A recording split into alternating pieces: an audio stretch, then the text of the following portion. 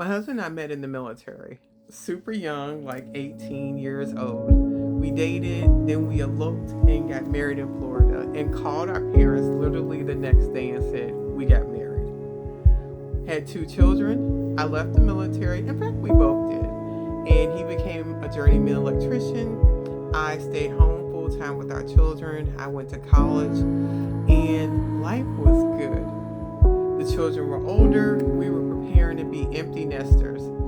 Little did I know, on a vacation weekend getaway, he would have a heart attack and die.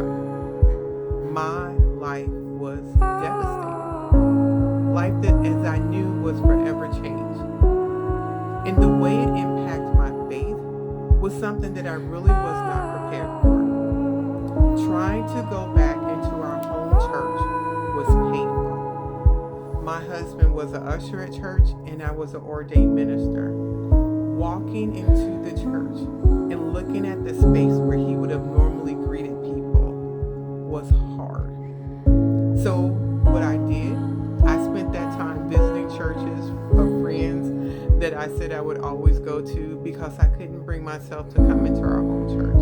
I couldn't bring myself to stand there and actually preach a message thinking that he was no longer in the audience. But I was glad that there were so many other churches that I could go visit. Also, his death caused me to pour into the Word and read what the Bible said about life after this world was ended.